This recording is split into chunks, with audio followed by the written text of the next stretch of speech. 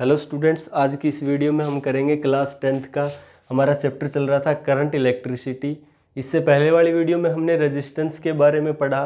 Resistance क्या होता है? किसी कंडक्टर की प्रॉपर्टी होती है जिसके कारण ये जो कंडक्टर है वो क्या करता है? रेजिस्ट करता है, अपोज करता है। किस चीज़ का अपोज करता है स्टूडेंट? इसके अंदर जो इलेक्ट्रॉन फ्लो हो रहा है, करंट फ्लो हो रहा है, उसका अपोज करता है, उसका रेजिस्ट करता है, तो उसको रेजिस्टेंस कहते हैं।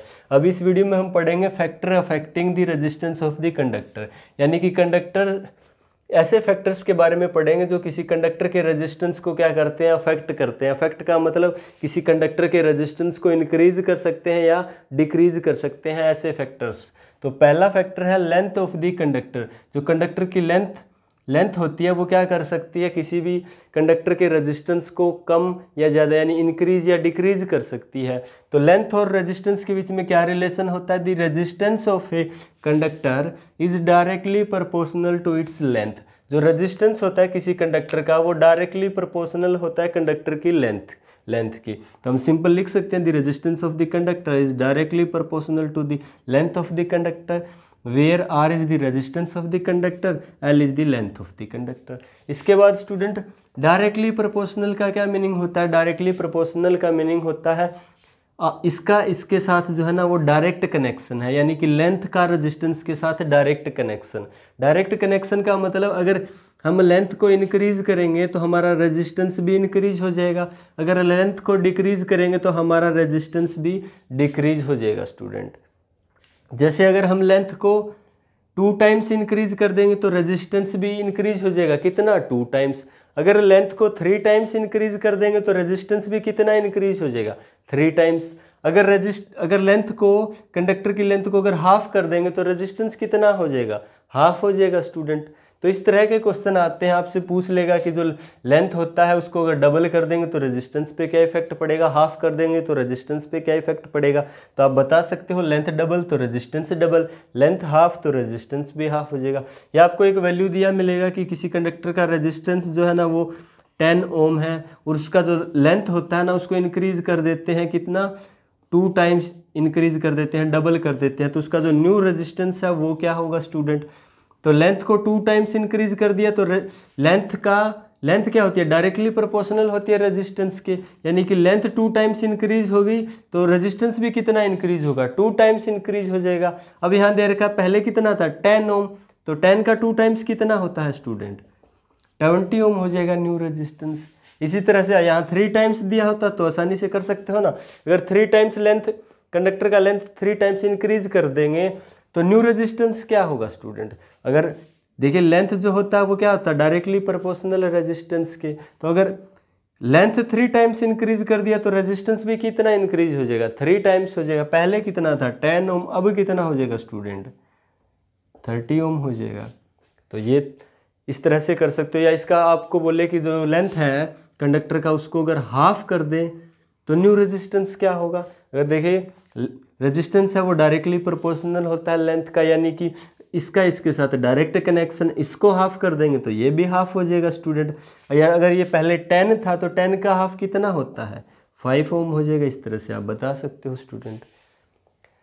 तो ये होता है। और एक अभी जैसे हमने देखा कि जो रेजिस्टेंस होता है वो डायरेक्टली प्रोपोर्शनल होता है लेंथ के, ठीक है। तो ये ऐसा किस तरह से होता है स्टूडेंट? जैसे हमारे पास एक कंडक्टर है, ठीक है, जो ना L लेंथ का है और इसका जो रेजिस्टेंस है वो R दिया हुआ स्टूडेंट। और जैसे ही हम क्या करते हैं लेंथ को इंक्रीज कर देते हैं, कितना? 2 टाइम्स इंक्रीज कर दिया स्टूडेंट, ठीक है। तो हमने यहाँ 2L लेंथ का कंडक्टर लिया है। दोनों देखिए याद रखिएगा दोनों के दोनों सेम मटेरियल के हैं स्टूडेंट, यानी कि अगर ये कॉपर का है तो ये भी कॉपर का है। तो अगर L लेंथ का कंडक्टर था तो हमने इसकी लेंथ को क्या कर दिया? डबल कर दिया, 2L कर दिया। तो इस जैसे ही डबल कर दिया तो इसका रेजिस्टेंस भी क्या हो जाएगा स्टूडेंट? डबल हो जाएगा। हमें पता है अगर यहाँ R था तो वहाँ कितना हो जाएगा? 2R हो जाएगा। या फिर एक और देखते हैं, जैसे हमारे पास एक कंडक्टर है जिसका लेंथ क्या कर दिया हमने? हाफ कर दिया, यानी यहाँ L था तो इसका लेंथ जो है ना L/2 कर दिया। तो अब इसका जो रेजिस्टेंस होगा उस पर क्या इफेक्ट पड़ेगा? रेजिस्टेंस भी क्या हो जाएगा? हाफ हो जाएगा। अगर पहले R है तो R का क्या हो जाएगा? 1/2 हाफ हो जाएगा, यानी R/2 हो जाएगा स्टूडेंट। तो ऐसा किस लिए होता है, क्यों होता है स्टूडेंट? देखिए जैसा कि हमारे पास कंडक्टर है, कंडक्टर में क्या होते हैं, इलेक्ट्रॉन्स होते हैं, और इलेक्ट्रॉन्स क्या करते हैं, इसके अंदर इलेक्ट्रॉन्स फ्लो करते हैं, तो हम कहते हैं कि इसके अंदर इलेक्ट्रिक करंट फ्लो कर रहा है। और उन इलेक्ट्रॉन्स जो फ्लो कर रहे हैं ना, उनका कुछ अपोज होता है हर कंडक्टर के अंदर, उनके जो फ्लो है, फ्लो का रजिस्ट होता है, अपोज होता है, और उसको हम रेजिस्टेंस बोलते हैं स्टूडेंट। तो मान लीजिए, एक बार अज्यूम कर लीजिए कि जो हमारे पास ये जो कंडक्टर है, इसके अंदर ना एल लेंथ के अंदर ना 4 इलेक्ट्रॉन्स हैं, ठीक है। एल लेंथ के अंदर अगर 4 इलेक्ट्रॉन है तो 2L के अंदर कितने होंगे स्टूडेंट?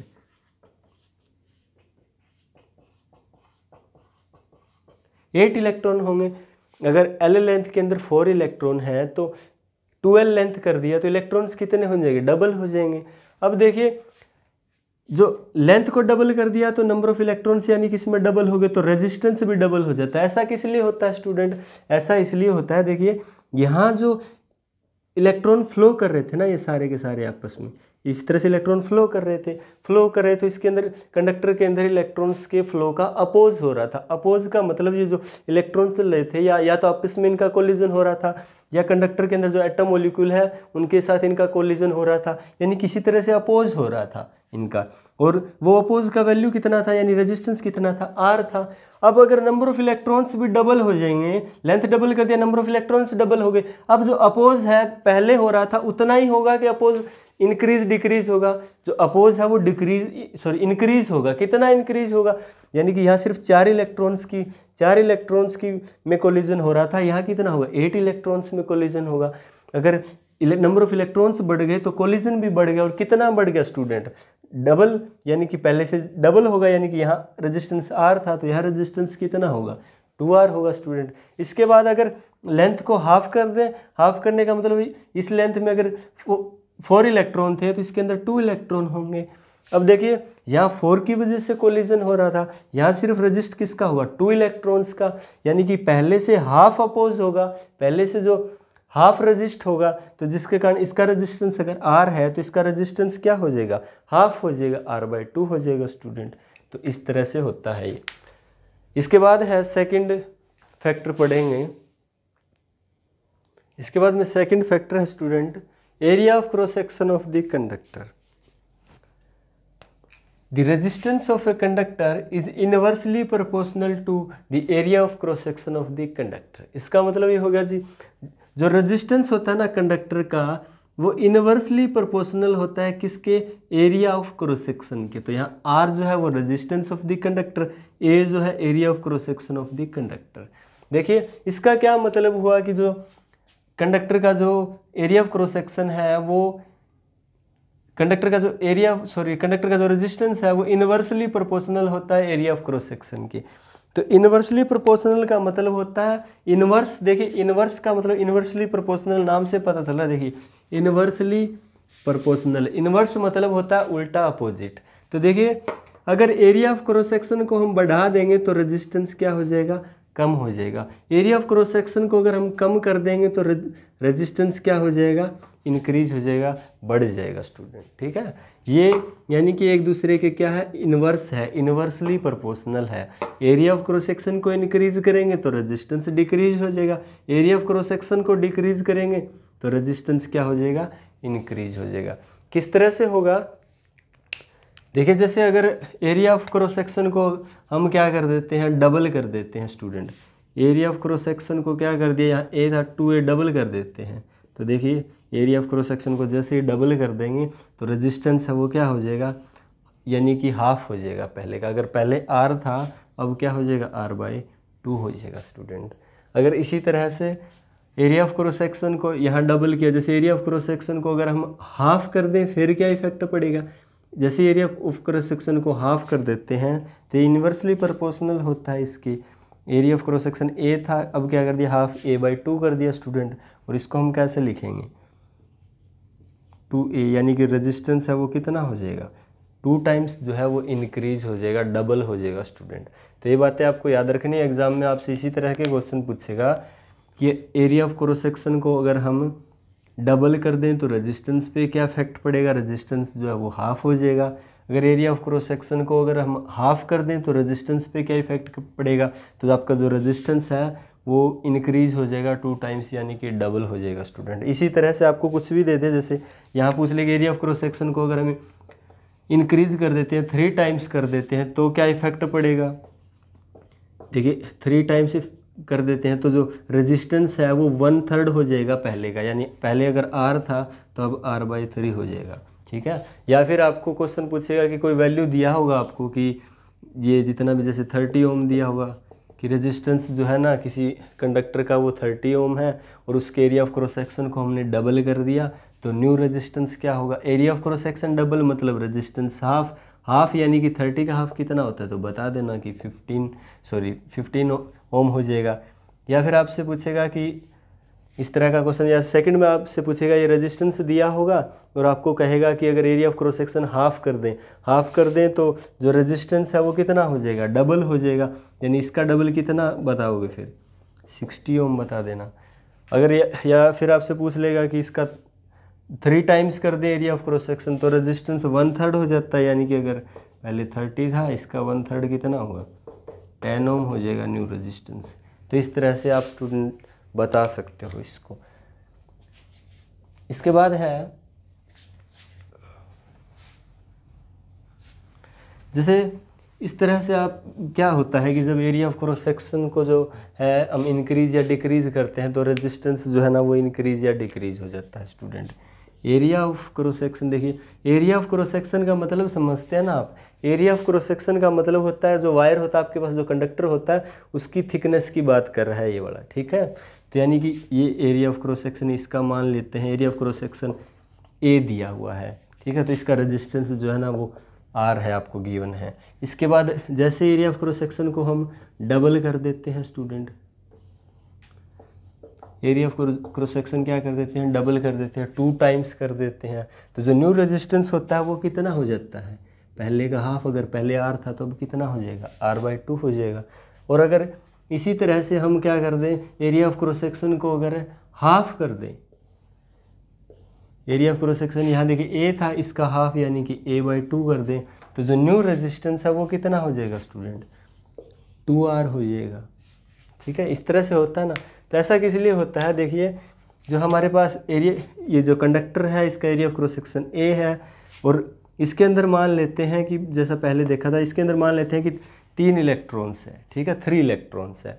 अब area of cross section increase कर दिया, बढ़ा दिया, इसका मतलब ये हो गया, देखिए सिंपल एरिया नहीं है, एरिया ऑफ क्रॉस सेक्शन का मतलब ये होता है अगर एरिया ऑफ क्रॉस सेक्शन बढ़ा दिया यानी कि नंबर ऑफ इलेक्ट्रॉन्स उतने ही रहेंगे और आपका जो एरिया है, जो थिकनेस है वो क्या हो जाएगा, इंक्रीज हो जाएगा, बढ़ जाएगा स्टूडेंट।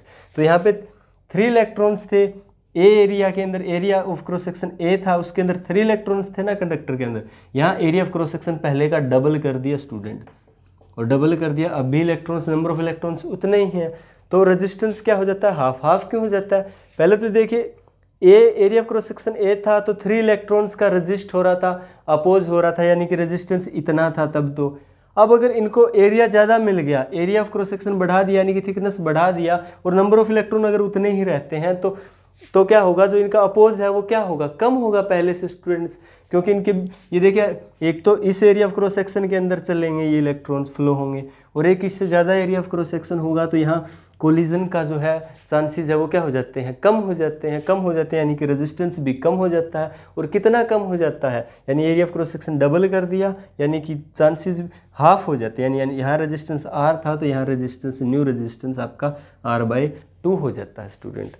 और जैसे ही रेजिस्टेंस, ये एरिया ऑफ क्रॉस सेक्शन को अगर हम हाफ कर देते हैं तब क्या होता है, area of cross section half कर दिया, इसका मतलब ये हो गया कि पहले एरिया ऑफ क्रॉस सेक्शन के अंदर 3 इलेक्ट्रॉन थे, अब इससे भी half area of cross section है उसके अंदर 3 इलेक्ट्रॉन्स है।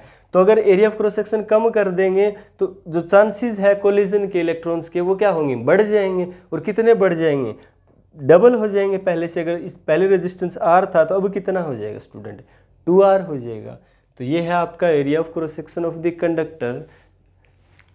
इसके बाद नेक्स्ट है, थर्ड फैक्टर है effect of the nature of the material of the conductor.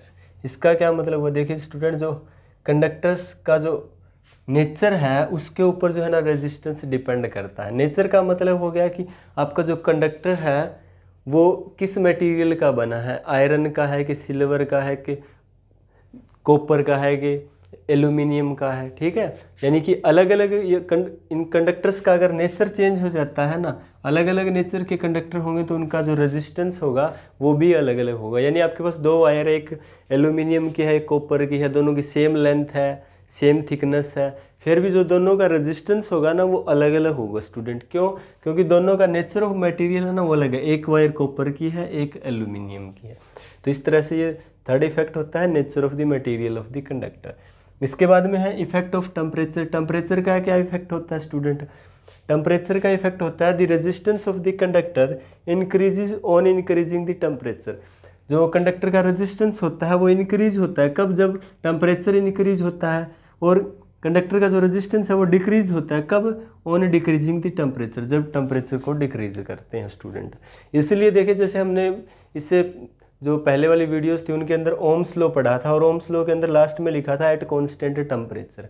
ऐसा इसीलिए लिखा था स्टूडेंट क्योंकि देखिए कॉन्स्टेंट टेम्परेचर पे जो V और I है उन दोनों के बीच में जो ग्राफ आएगा वो लीनियर आएगा। अदरवाइज क्या होगा, जैसे आप टेम्परेचर को इंक्रीज या डिक्रीज कर देते हैं तो उनके रेजिस्टेंस पे इफेक्ट पड़ेगा, और उनके रेजिस्टेंस पे इफेक्ट पड़ेगा तो किस पे इफेक्ट पड़ेगा? करंट पे इफेक्ट पड़ेगा। यानी रेजिस्टेंस इंक्रीज होगा तो जो करंट है वो डिक्रीज हो जाएगा, अगर रेजिस्टेंस आपका डिक्रीज हुआ तो करंट क्या हो जाएगा? इंक्रीज। और इस तरह से अगर हमने पढ़ा था ना उसमें जो पोटेंशियल डिफरेंस है डायरेक्टली प्रोपोर्शनल है I के, अगर रेजिस्टेंस टेम्परेचर कम ज़्यादा करेंगे तो आपका रेजिस्टेंस है वो जो है चेंज होगा, कम ज़्यादा होगा, और रेजिस्टेंस कम ज़्यादा होगा तो आपका जो करंट है वो कम ज़्यादा होगा, जिससे आपका जो ये ग्राफ है वो एकदम लीनियर ग्राफ नहीं आ पाएगा। तो यहाँ हमने लिखा था एट कॉन्स्टेंट टेम्परेचर। अब किस तरह से अफेक्ट करता है टेम्परेचर? क्या होता है स्टूडेंट, जैसे आपके पास एक कंडक्टर है, एक नॉर्मल कंडक्टर है स्टूडेंट, ठीक है, जिसका रेजिस्टेंस R है, ठीक है। और अगर इसका हम क्या कर देते हैं, अगर इस कंडक्टर्स के अंदर कुछ इलेक्ट्रॉन्स है जो क्या हो रहे हैं, जैसे ये इलेक्ट्रॉन्स है जिनकी वजह से इसके अंदर करंट है, ये फ्लो हो रहे हैं, ठीक है। जैसे इसका टेम्परेचर क्या कर देते हैं हम, टेम्परेचर को इंक्रीज कर देते हैं, टेम्परेचर बढ़ा देते हैं। तो टेम्परेचर बढ़ा देते हैं तो क्या होता है स्टूडेंट, इसके अंदर जो एटम्स मॉलिक्यूल है वो सारे के सारे क्या करने लगे? आपको पता है वाइब्रेट करने लगते हैं। यानी किसी चीज़ का टेम्परेचर बढ़ा देंगे ना, यानी कि जैसे आप के पास पानी गर्म करते हो, आप देखिए गैस चूल्हे पर रख के पानी जब गर्म करते हो तो जैसे ही उसको पानी जो है गर्म होता है ना तो वो वाटर मॉलिक्यूल है वो ऊपर आने लगते हैं, यानी उनके अंदर मूवमेंट स्टार्ट हो जाती है स्टूडेंट। कहने का मतलब वो वाइब्रेट करने लगते हैं, उनके अंदर मूवमेंट स्टार्ट हो जाती है। यानी कि जैसे ही इस कंडक्टर का टेम्परेचर इंक्रीज होगा तो इसके अंदर एटम मॉलिक्यूल्स है वो क्या करने लगेंगे? वाइब्रेट करने लगेंगे। वाइब्रेट करने लगेंगे तो जो इलेक्ट्रॉन्स हैं फ्लो हो रहे हैं उनके बीच में कोलिजन के चांसेस क्या होंगे? बढ़ जाएंगे स्टूडेंट। एक तो देखिए आराम से मस्ती से जा रहे थे, और एक यहाँ एटम मॉलिक्यूल है इसके अंदर वो सारे वाइब्रेट करने लगे, तो ये जो इनका जो फ्लो है उसका क्या होगा? रजिस्ट होगा, अपोज होगा। इसका मतलब जो रेजिस्टेंस है वो क्या हो जाएगा? इंक्रीज हो जाएगा। तो जैसे ही टेम्परेचर को इंक्रीज करेंगे रेजिस्टेंस इंक्रीज हो जाएगा स्टूडेंट, और जैसे ही टेम्परेचर को कम करेंगे तो आपका जो रेजिस्टेंस है वो कम हो जाएगा स्टूडेंट। इसके बाद नेक्स्ट फैक्टर है, इसके बाद लास्ट फैक्टर है डायामीटर ऑफ द कंडक्टर्स। जो कंडक्टर का डायामीटर होता है ना स्टूडेंट वो भी इफेक्ट करता है किसी कंडक्टर के रेजिस्टेंस को। किस तरह से इफेक्ट करता है? The resistance of a wire is inversely proportional to, inversely proportional होता है किसके? To the square of its diameter, इसके डायामीटर के स्क्वायर के स्टूडेंट। कह रहा है जो रेजिस्टेंस होता है किसी कंडक्टर का वो इनवर्सली प्रोपोर्शनल होता है स्टूडेंट किसके? स्क्वायर ऑफ इट्स डायामीटर के। डायामीटर समझते हो ना स्टूडेंट, वायर है ये, वायर का ये जो डायामीटर, यानी कि आप किसी वायर को इस तरह से देखोगे तो ये आपको ये जो ऐसा दिख रहा है ना, ये इसका डायामीटर है स्टूडेंट, ठीक है। तो इसका जो है स्क्वायर के डायमीटर के इन्वर्सली प्रोपोर्शनल होता है स्क्वायर के। यानी कि जब आप क्या करोगे डायमीटर को डबल कर दोगे स्टूडेंट्स, ये जो डायमीटर है इसको डबल कर दोगे। इन्वर्सली प्रोपोर्शनल का मतलब देखिए, एक तो ये भी समझ लीजिए कि इन्वर्सली प्रोपोर्शनल का मतलब अगर डायमीटर को इंक्रीज करेंगे तो ये डिक्रीज हो जाएगा, और डायमीटर को डिक्रीज करेंगे तो ये रेजिस्टेंस इंक्रीज हो जाएगा स्टूडेंट। तो यहाँ रेजिस्टेंस, यहाँ देखिए डायमीटर को अगर डबल कर रहे हैं, डबल करने का मतलब रेजिस्टेंस डायमीटर को क्या कर रहे हैं? इंक्रीज कर रहे हैं। डायमीटर को इंक्रीज कर रहे हैं तो रेजिस्टेंस क्या होगा? डिक्रीज होगा। और कितना डिक्रीज होगा स्टूडेंट्स? डायमीटर को डबल कर दीजिए, देखिए 2D हो गया, यानी कि इसका स्केयर कर दीजिए तो कितना आएगा 1/4, यानी कि रेजिस्टेंस, अब न्यू रेजिस्टेंस है वो कितना हो जाएगा, पहले का 1/4 हो जाएगा। स्टूडेंट कहने का मतलब अगर पहले 40 ओम था ना, अब न्यू रेजिस्टेंस होगा वो कितना होगा 40 × 1/4 यानी कि 10 ओम होगा स्टूडेंट। इसके बाद है व्हेन डायमीटर हाफ, जब हम डायमीटर को अगर हाफ कर देंगे तो क्या होगा स्टूडेंट, जैसे डायमीटर को हाफ करेंगे, देखिए पहले तो समझ लीजिए, अगर डायमीटर को हाफ यानी कि डायमीटर डिक्रीज हो रहा है तो रेजिस्टेंस क्या होगा, इंक्रीज होगा। स्टूडेंट कितना इंक्रीज होगा, डायमीटर को हमने हाफ कर दिया और क्या कर दिया, इसका स्क्वायर कर दिया, तो हमारे पास क्या आ गया 1/4 और कितना आ जाएगा 1/4, ये 4 इधर जाएगा तो कितना आ जाएगा 4/1, यानी कि जो रेजिस्टेंस है वो क्या हो गया इंक्रीज, और कितना इंक्रीज हो गया 4 टाइम्स इंक्रीज हो गया स्टूडेंट। 4 टाइम्स का मतलब यानी कि 4 गुना जो है वो बढ़ गया है, इंक्रीज हो गया है। तो ये थे आपके स्टूडेंट्स फैक्टर जो क्या करते हैं, किसी कंडक्टर के रेजिस्टेंस को अफेक्ट करते हैं।